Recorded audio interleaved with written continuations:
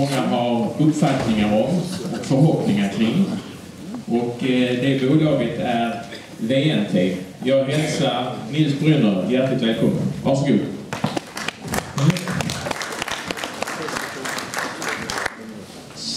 Mit navn er Niels Brynner. Jeg er dansk, men jeg er født i Borås.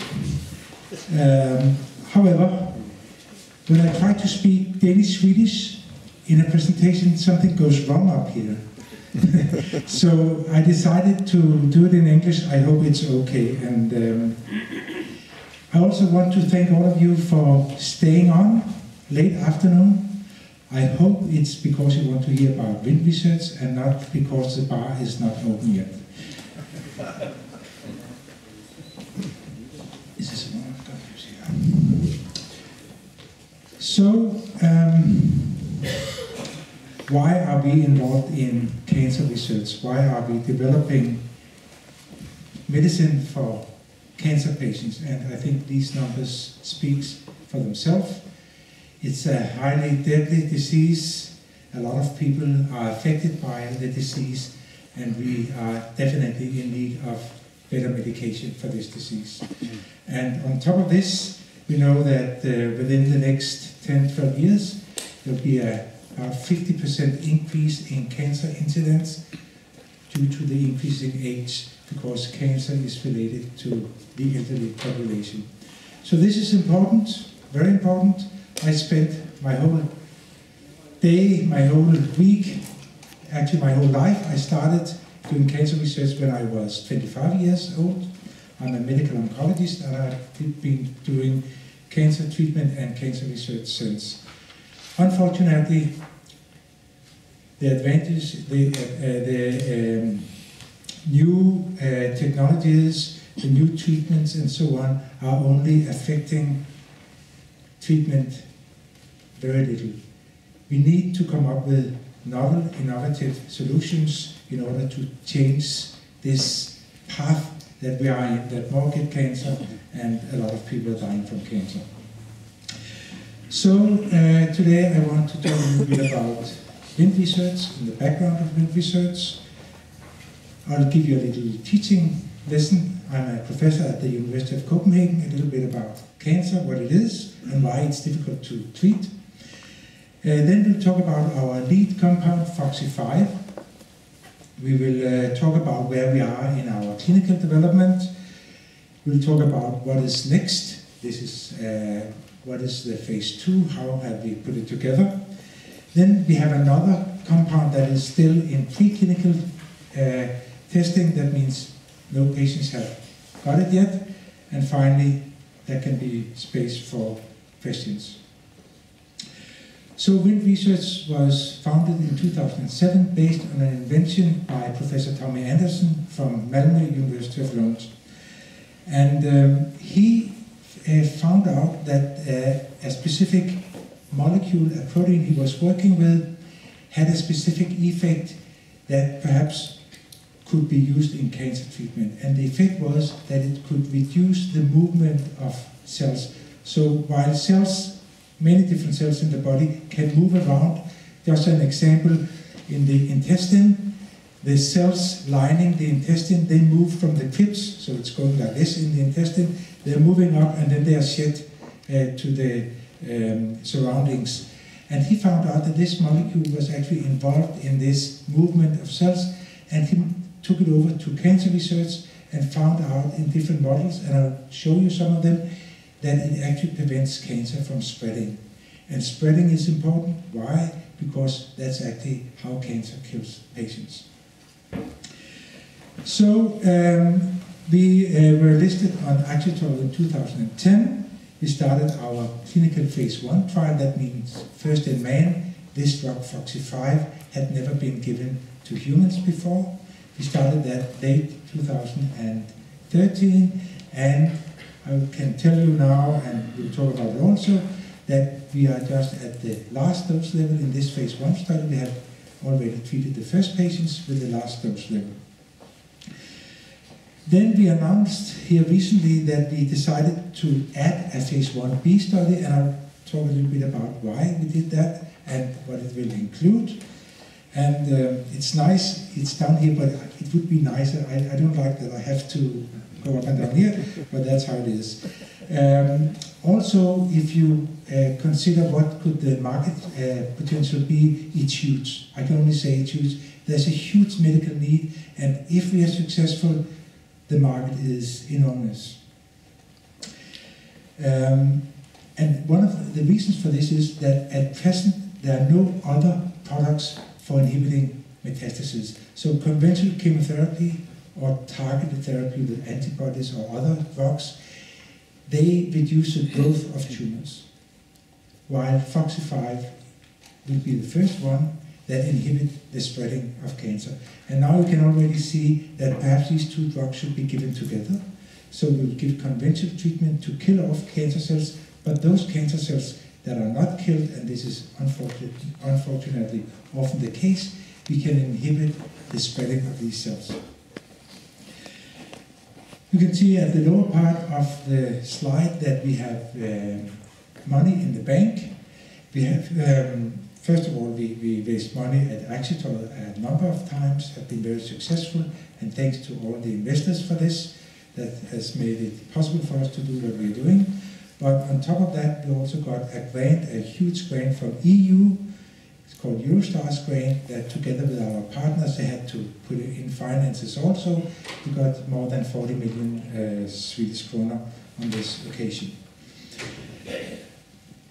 Wind Research Management. You can see here the different people, and we are 4 people, and we are all part-time, so it's a lean organization. But we're also very experienced, all of us. You see here, very important here, we have the founder, Tommy Andersen here, professor at Kent University. We have here Thomas Feldhus, who is very experienced CFO. We have Ulla Bull, who have worked for 30 years, 20 years with investor relationships and clinical trials, and myself, having my background in cancer research, clinical cancer treatment, and biotech industry. So here's a lesson. So now you can learn something if you want to.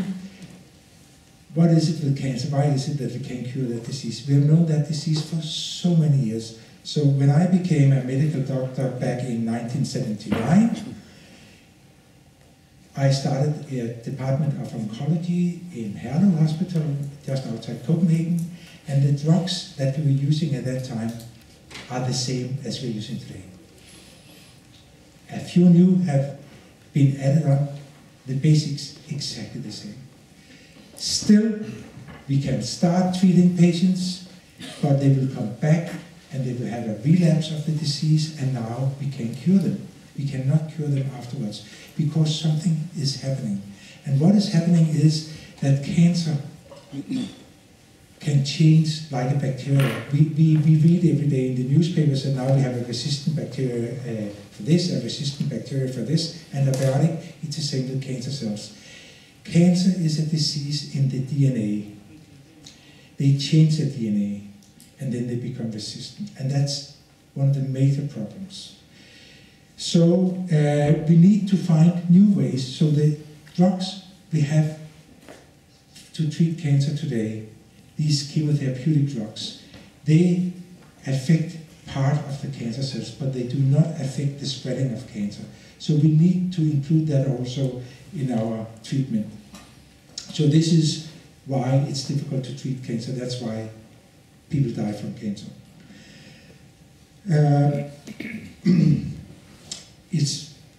I normally say something before I show the slide. That's a little bad habit I have, so I already said some of this, but you can also read some of it. But I think it's important to understand that we need to combine treatment, and a little bit later I'm going to show you a little slide. Some very, very, very new data, not from Wind Research, not from Tommy Andersen's group, but from a totally independent group that just opened up a totally new window for us. We didn't know that. This group found a totally new function of Wnt5a and perhaps also for FOXY5 that just opened up something totally new to us. And I'll show it to you. I think I've said most of this already, so I'll just pass to the next slide. This slide is a very famous slide. It's probably the publication that has been mostly cited within cancer ever. It's called The Hallmarks of Cancer. And this shows what are the components of the cancer disease. And what it shows here is increased proliferation. Cancer is known as a disease that grows and grows, and it's uncontrolled, and eventually it kills the patient. It can divide forever. Normal cells, they can divide approximately 17-20 times. Cancer cells can divide forever, and so forth. We have something over here in important increased angiogenesis. That means that they produce their own vessels, blood vessels, so they can get nutrition. So this is also a characteristic with cancer. They form metastases. So if you see here, we have Avastin, we have apoptosis-inducing drugs, we have chemotherapy here. These are known types of drugs that inhibit these functions, but Foxy5 is the only one inhibiting this very, very important characteristic of cancer, because that's why cancer patients die from their disease. So a little bit about Foxy5. This is the drug candidate that we have in phase 1 study. And at present, the 3 indications that we are working on are breast, colon, and prostate cancer. And I'll show you also a little bit later why we have selected these 3 indications. And it's because we have some data already, clinical data, that suggests that these are the 3 ones. But there could be more to it, we don't know. There are also cancer diseases where we already know now we should not touch with Foxy5, but they will be candidate, perhaps, hopefully, for another drug in preclinical testing, Box5.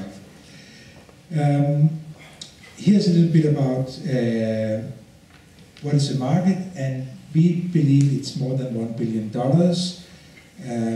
When do we expect to have the drug on the market? Hopefully 2019. We can discuss a little bit about whether it's Vint Research or somebody else taking it to market. We have very good patent protection around the world. And the last line down here says something about what are our key events. And we expect very soon to complete the phase 1 study. Phase 1 study, what is this? This is the study where the drug ever first is given to a human being, and we are looking primarily for toxicity. Is it toxic? Can we at all give it to patients? And if so, how high doses? Because in cancer treatment, we are always aiming at the highest dose possible to combat the disease. We are now in dose level 8. We have treated the first patients with dose level 8, and we have seen no toxicity, which is good, because we want actually a drug that does not add to the toxicity by all the other drugs it should be combined with. We decided to initiate a phase 1b, and as soon as this is over, we are making ready to apply the health authorities to start the phase 1b, and I'll tell you why we're doing it. And then late 2015, early 16, we're ready to start the phase 2 study. A little bit about this protein, Wnt5a, and why Wnt5a? Because the Foxy5 is made as a part of Wnt5a. Wnt5a is a natural occurring protein. It is secreted from cells, and then, as you see here, this is a cell. It is secreted going out of the cells, and then it binds to a receptor, a binding protein here on the cell surface, and then it's initiating a lot of functions in the cells. And these functions are related to reduced or stop of movement. So when you add Wnt5a to a cell, it stops moving. Why don't we just then use Wnt5a? Because the protein by itself is not a good drug. It cannot be used as a drug for different reasons. One reason is that it binds to a lot of different things, not only the receptor. So I can show you a little bit how complicated the signaling is. Here you see Wnt5a binding to the receptor, and all these different pathways, we call it signaling pathways, are activated. And if we see here as a cartoon, this is a cancer cell here, and now we have Wnt5a is being secreted, binds to the receptor, and or it can be foxified. If the cells do not have Wnt5a, we can give them foxified. Oops. Okay, it didn't work. Normally, this should have worked, so they were moving around and all this stuff. You have to imagine then that if we don't have Wnt5a or foxified, which can substitute Wnt5a, the cells can move and metastasize. If we add it, we anchor them. They are anchored to the surrounding tissue here, basement membranes, matrix in the extracellular matrix, to other cells nearby, so they can't move. That was a shame, because that was actually a nice little cartoon here. So, because Wnt5a is not a good candidate to give as a drug, we can make Wnt5a. Tommy Anderson discovered that he could make a small part of Wnt5a, named Foxy5, that had the same functions as Wnt5a when it bound to cells. And this is a much better molecule to be used as a drug, because he did add a special group, a formal group, at the end of the molecule. You can see it up here, that protects it from degradation in the circulation, and it doesn't bind to anything else than just where it should bind to the receptor on the surface of the cells.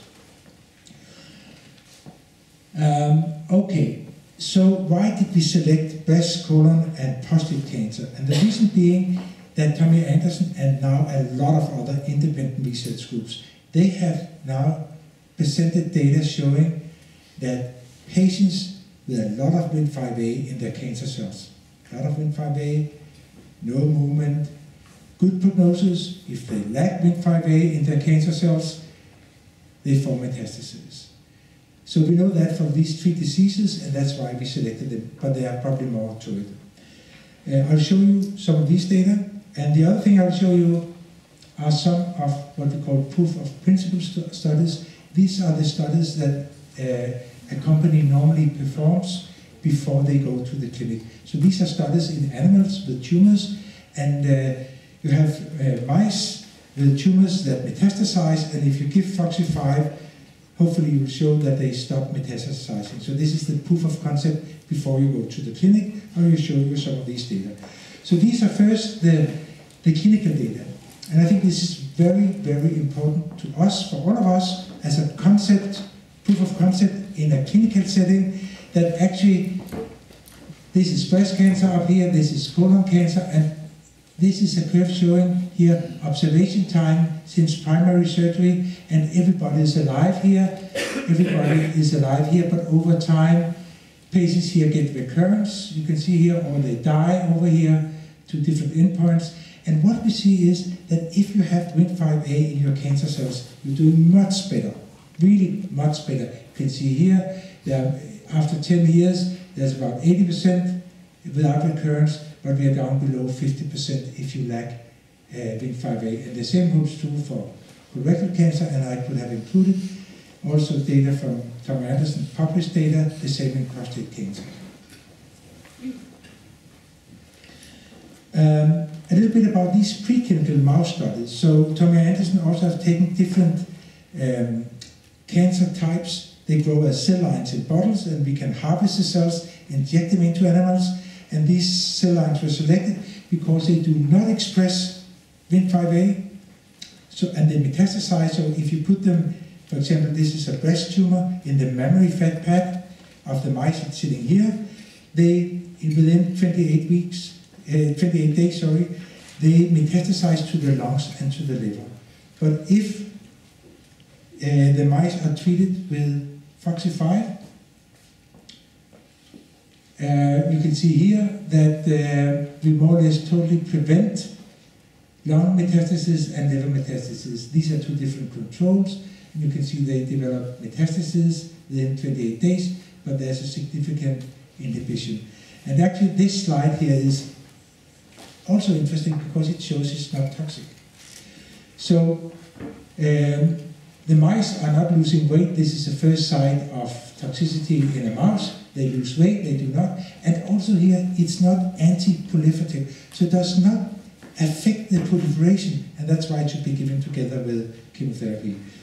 Okay, here's some new data from Tommy Anderson's lab. The paper is in revision in a very good journal. And what he could show, he took a prostate cancer cell line, injected it in the prostate of mice. Within 28 days also, these cells, they go to the lymph nodes and to the lungs of the animals, but if you treat them with FOXY5, they do not. So this is very nice for us also to have the same data in prostate cancer. Okay, so when a company is going to do studies in humans, that means this phase 1 study, we need to be on the safe side. So the authorities, they require that we have done preclinical testing. So we have done 4 weeks testing in rats and dogs, no toxicity. We are very far now on our long-term chronic toxicity in rats and dogs that we need to have done before the phase 2 study is started.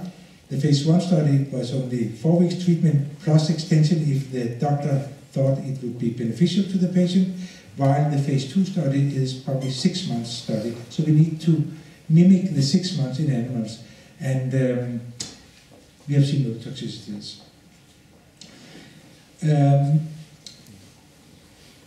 This is actually this, so we can go to the next one. Okay, so this is important. We are now at the 8th dose level, which is 1 level above the dose that is effective in animals. We have so far seen no toxicity. We are adding to this study a lot of biomarker studies. So we are doing blood-based biomarkers. We are doing circulating tumor cells. And now we are doing expression, RNA expression, that's something, gene expression in the tumors before and after treatment and so on, in order to find out, do we need to go up until we see toxicity? Hopefully not. I believe that we need to go to a level where we see biological activity, and that's our dose without any toxicity. And because of that, I could just pass this. Because of these data we have now, we decided to go to the phase 1b study, and I think I did it, yes. So what is the phase 1b study? It's a study that is placed between the phase 1 and the phase 2 in order to learn more. We need to learn more to be totally sure that when we start the very expensive, time-consuming, long-lasting phase 2 study, that we are doing right. There are so many options, there are so many places where we can make a two-way selection. We can go that direction or that direction. And I need to be sure that we go the right direction. So that's why we included the phase 1b to learn more. In the phase 1b, we will increase the dose, double up dose, and we'll do extended biomarker studies. I need a very good readout. We have interesting data from the phase 1, but remember, it's 3 patients at each dose level. I need to be sure that I know what I'm doing. I need to be sure that we are selecting the right patients and we have the right readout. And that's why we have the phase 1b. If you go to home pages for other cancer drug companies, almost all studies have a phase 1b. We all need to learn more. The phase 1 data give you very good data on toxicity or lack of toxicity, but we need more in order to do the right choice when we plan our phase 2 study. So a little bit about the phase 2 study. We can do many different types of phase 2 studies. I mean, we have these 3 indications: prostate, breast, and colorectal cancer. They can be taken in at different stages and so on. And again, we need to make sure that we are doing the right thing here, because we have kind of one shot. Wind Research has money in the bank, but we only have money for 1 phase 2 study. It'd be nice to have a partner that would perhaps add more money into it. We could do one more perhaps, but at present we can do one phase 2 study, and we'll do one phase 2 study. So first, the first consideration is that we want to select from these 3 cancer diseases where we have solid data that low Wnt5a gives a poor prognosis. So we want to take these patients and select them before they enter the study, so we only take in patients with low or no level of Wnt5a in their cancer cells. Secondly, and this is very important, it's an anti-metastatic drug. So we cannot, as we're doing now in the phase 1, we are only allowed to treat patients with heavy metastatic burden. If I'm going to see an effect of FOXY5, it has to be in patients who have not yet developed metastases. Otherwise, it doesn't make sense. But we can't wait forever to get the results. So we need to include patients with a high risk of later metastases. And we need to select patients with a high prevalence. That means there should be a lot of these patients. I cannot say we are delayed a month because we didn't get any patients. I need to find a disease where I can get patients into the clinical trial. And that also goes for the last line. There shouldn't be too many competing studies. This, you probably are not aware of this, but there is a competition out in the oncology clinics for the patients for drug trials. Everybody wants the patients. And I think we have solved these problems. And what we have discussed with our advisory board. We have learned from the phase 1 and we'll learn more from the phase 1b study, and we have our clinical data. And what it says up here is that I think we have found the group of patients that fulfill all our requirements. These are patients with colorectal cancer, but they have metastases to the lymph nodes, but nowhere else. This is a group of patients that have a high risk of later liver and lung metastases. There are a lot of these patients. There are no competing trials. And the time to recurrence is short. So it's called stage 3 in 2 patients. That's a technical term for these patients. And we want to include these ones. And at present, the number that we are ended up with is 2 times 100 patients. I have a very good, long-lasting network in Scandinavia. So we'll utilize this. I have about 30 clinics, oncology clinics, that we have worked with beforehand. And we'll also include probably some clinics from UK to make sure that we get the patients at a frequency so we can fill up our study in the allocated time. The last line, the study design, it's been a randomized study.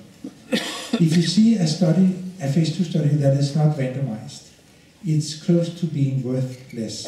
What they end up with is saying that it looks like that our drug resulted in an improved survival compared to what we had expected or something. It doesn't work. You need to have hardcore data, and that's what we want to provide. Showing that if you add FOXY5 to current treatment, you get a reduced risk of metastases, and we can compare with the randomized control arm, given the standard chemotherapy but no FOXY5. To develop anti-metastatic drugs are not an easy task. There are many options, many discussions and so on. I presented, we have that on our homepage, 1.5 weeks ago in Paris, the big BioEurope meeting. We were meeting with different companies, large, smaller companies, presenting our program. And I think what was striking was that they really were interested in our design. And they liked it because they probably had struggled also at some point in their business if they wanted to look at patients and metastatic behavior of the cancer cells. And they really liked it. And what I heard was that, yes, this is the way to go. So that was nice to know. Okay, this is important, very important. And this is from a group in the United States. that just published a paper. And what it says is that Wnt5a or FOXY5, because it's the same type of, FOXY5 is this little piece of Wnt5a, has a role that we didn't know of. There's something called cancer stem cells. Cancer stem cells are considered the cells that is feeding the rest of the cancer. So they are, a few of them, perhaps 1–2%, but they are very resistant to treatment. And when you kill off a cancer, you kill 99.9% of the cells, but you don't kill the stem cells, and they can grow up. What they could show is that Wnt5a can stop stem cells from proliferating, from dividing. And we expect that FOXY5 will do the same, and that's what we'll test now and so on. And that suddenly gives a lot of sense, because then we can, in our combination therapy, kill cells with the chemotherapy, and then we can affect the stem cells with our FOXY5 treatment, and in combination, hopefully we will take care of the cancer. So this for us was a very, very important publication, and we didn't know of it. So they never gave talks or anything before they presented this. And Tommy Anderson is already in contact with this group and another group that will do our stem cell assays also. But this is really significant new information. And what is nice for the company is that it's generated by an independent group that makes it more valid. And but we have the patent on FOXY5, so it's not a competition, it's just a new open window to us. We also have Box5, while Wnt5a, I'll hurry up, Wnt5a is like, sorry, FOXY5 is like Wnt5a. It binds to the receptor and it activates something inside the cell, and it stops the cells from moving, anchoring the cells. Box5 has the opposite effect. It's called an antagonist, opposite effect. Why do we have this? Because in some cancer diseases, like malignant melanoma, skin cancer, they have a lot of Wnt5, and they are using Wnt5 for progression and so on. So you need an antagonist there. So that's why we have Box5. And there might be one more disease with a similar feature, what we're exploring. But this is before patients. Hopefully during 2015, end of 2015, we'll be able in the company to decide whether we'll bring it forward into a clinical scenario. So a little summary. FOXY5, our lead compound, indications breast, colon, and prostate cancer. It's a small peptide mimicking Wnt5a. I think what we want to do in the company is to develop FOXY5 through phase 2 and then have an exit and give money back to the investors. Market is large. We hope to be on market in 2019. We have good patent protection. And I think we are on the right track now. We know where we're going, and we have the money for most of it. So this is a slide made by my CFO. He's always in the money part. I'm more in the research part. But this tells you why it's worth investing in Wnt research. I think there's a huge potential, and it's within a limited time span, so it's not something 20 years from now, it's actually in a few years, and the market potential is fantastic. So, thank you for your attention, and now Peter is coming to take over. Tack så mycket. Tack så mycket.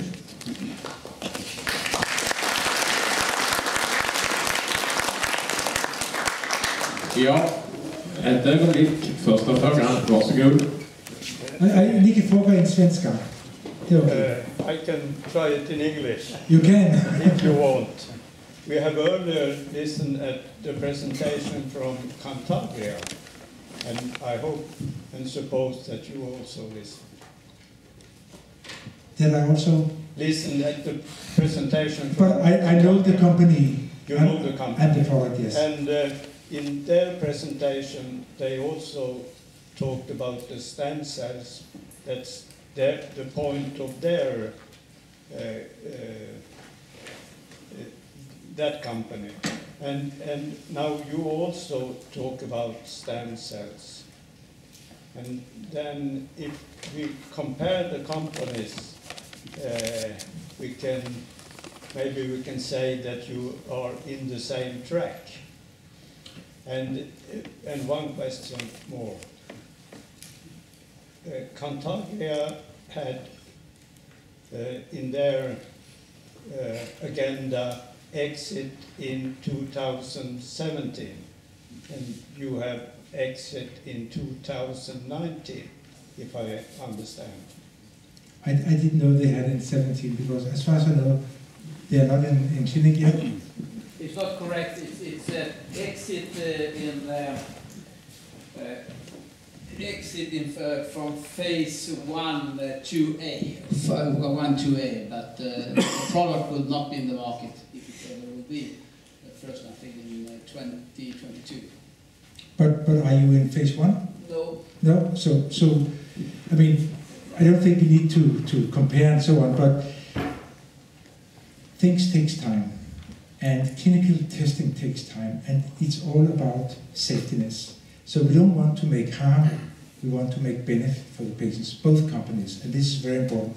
So nobody can do something within that short time frame. You need to give it to the patients, follow the patients, make sure which dose is a safety dose you need to go to next level and so on. So it's impossible to develop clinically a drug within 2 years or 3 years. It takes longer time, unfortunately, but that's how it is. So I just want to respond to the stem cells, and I think there are other drugs that are claimed to or meant to target the stem cells. I think it's extremely important. So it's not that FOXY5 is specific in the sense that it only targets stem cells. It's also doing something to the rest of the cells. But the way we see it is that it's an added value, that it's also targeting the stem cells. And it could be that they should be combined, who knows, at some day that you combine the two drugs because they have a different mechanism of action, and you can see you get additive or even synergistic effects. So, and I have worked with their CEO before when we were younger. We worked in the same company and so on, and we're helping each other. There's no competition in the sense that we just want the good drugs to grow and become relevant for patients. Jag har 2 frågor snabbt. Du säger att den här FOXY5 används tillsammans med kemoterapi. Används den tillsammans med eller efter? Okay, so the question is, FOXY5, will it be used together with chemotherapy or after chemotherapy? Both. So while chemotherapy is every 3 weeks for 6 cycles, the way I see FOXY5 is it's from day 1, perhaps to 6 months or perhaps longer. We'll find out. But it's a treatment you need to give as long as there's a potential cancer cell in there. And since it's non-toxic, apparently, you can give it. Och nästa följdfråga. Kan man använda FOXY5 ihop med någon annan terapi än kemisk? Yeah, so the question is, can you use FOXY5 with other cancer treatments than chemotherapy? I guess so. Why shouldn't we? Because we have now antibodies, we have heard about today, and other types of what we call targeted therapy, but they are all targeting cell proliferation. So it should be possible to combine it with any other type. Yeah, it's a matter of toxicity again. Do you add toxicity, or what's happening when you combine 2 drugs? Okej, tack för det svaret. Du pratar lite här om box 5, när det är tänkt att den ska sätta igång en fas 1, är det 2016 eller något? Yeah, so the question is, what about box 5, the other drug that we have in clinical testing?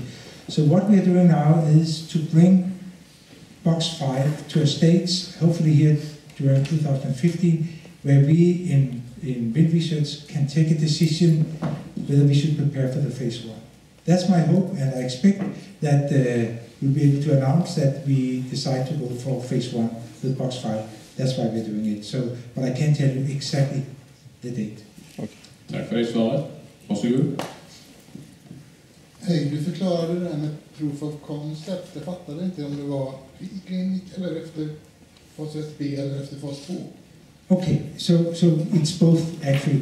So in the preclinical, in the mice where we inject tumor cells and can see when we give FOXY5, they don't metastasize. That's animal proof of concept. Okay. In the phase 1B now, we are going for a proof of concept, which means, as we have done in the latest doses of phase 1, we are doing extended biomarker analysis.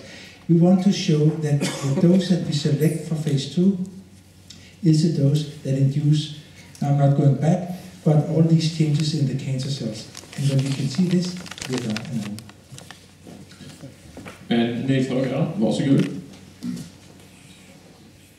Was the decision to perform a phase 1B based on the current results you have seen in the phase 1? Yeah, so if we had seen toxicity in the phase 1, we knew which dose we should use. But we have a suspicion that we could actually give a little bit higher doses, and we want to give higher doses, and we want to have a better readout, as we have now. Remember, we have 3 patients at each dose. It's not that many, so I have data on circulating tumor cells from 3 patients in dose level 7. It's not enough to make firm conclusions. So the decision was made due to the lack of toxicity. That means start looking at something else, otherwise you'll just continue to increase the dose. Tack. Varsågod. Tack. Ni har ju patent till 2026 och 2028. Det är ju prat om att ni ska ha patentförlängning också. Ja. Ska ni söka hela världen för det?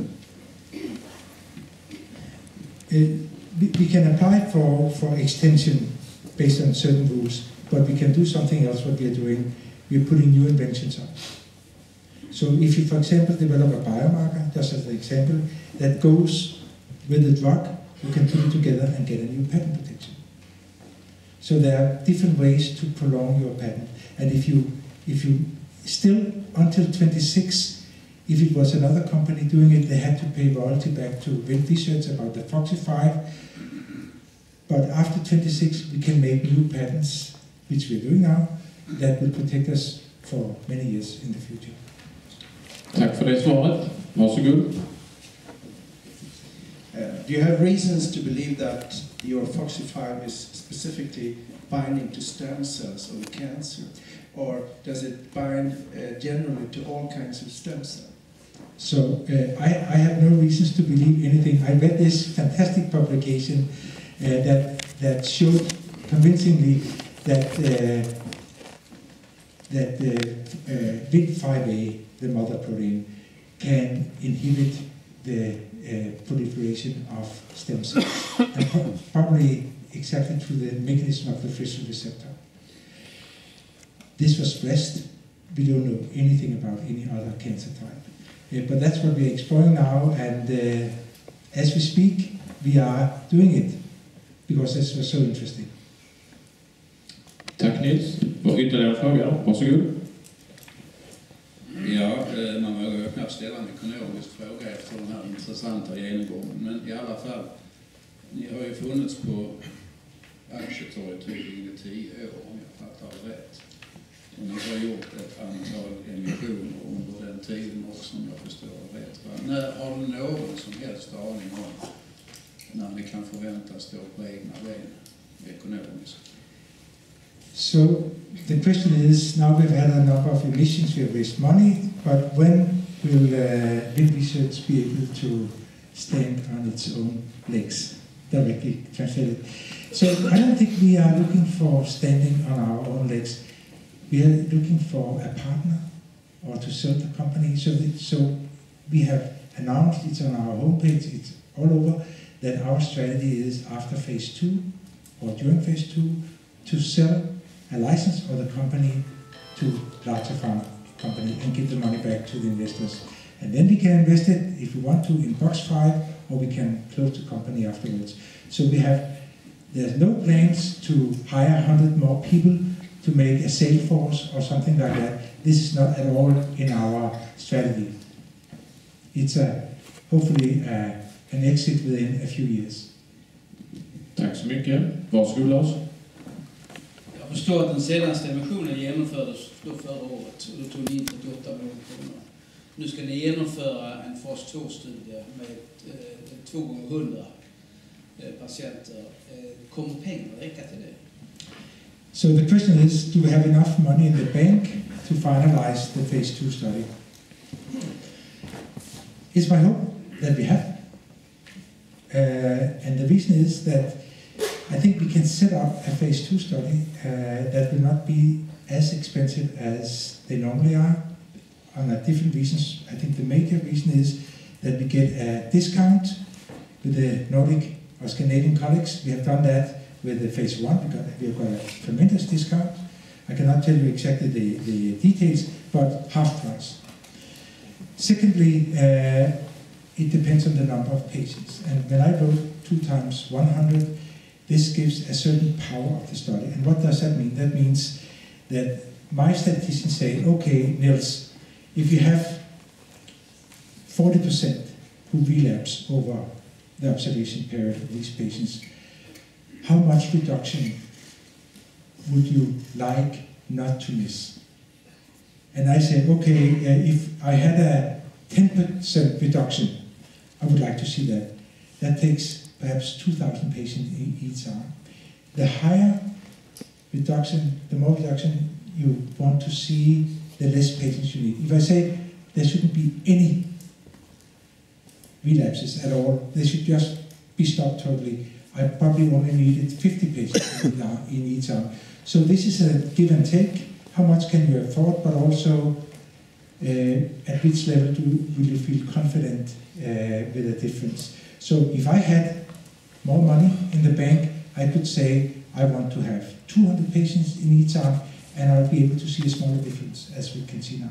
So this is a discussion we have had and you'll have when we set up the study. But I expect a fair price from our Scandinavian colleagues because they think it's great that we have Scandinavian companies working in the field of cancer research. Tack för det svaret. Jag har en fråga här. Varsågod.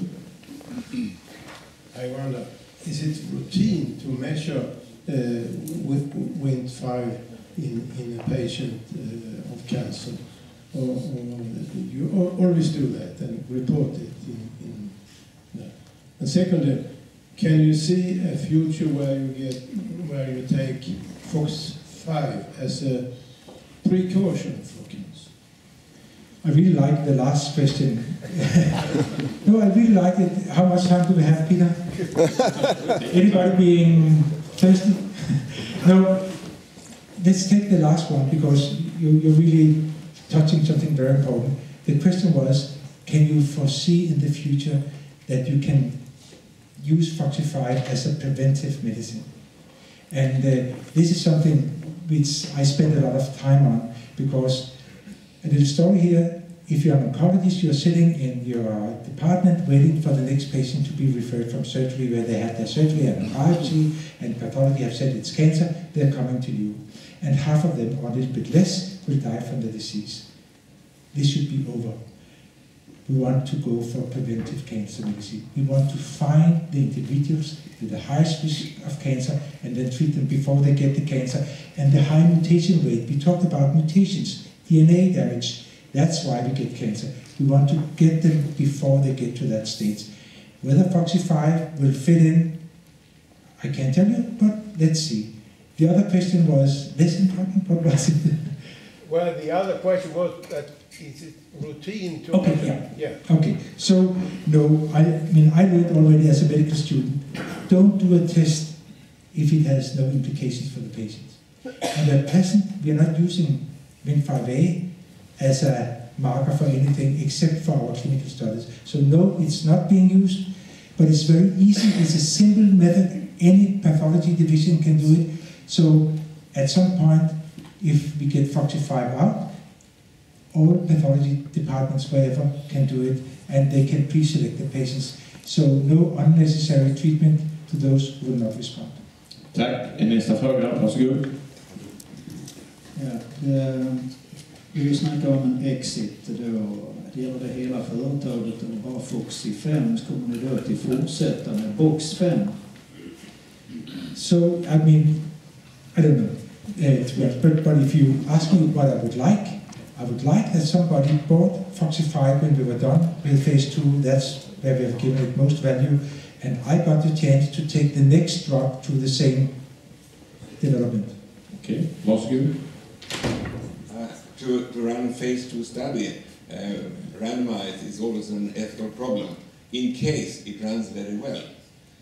Because you can't run the full phase 2 study. It turns out that some patients are very helped by the drug and you leave some out.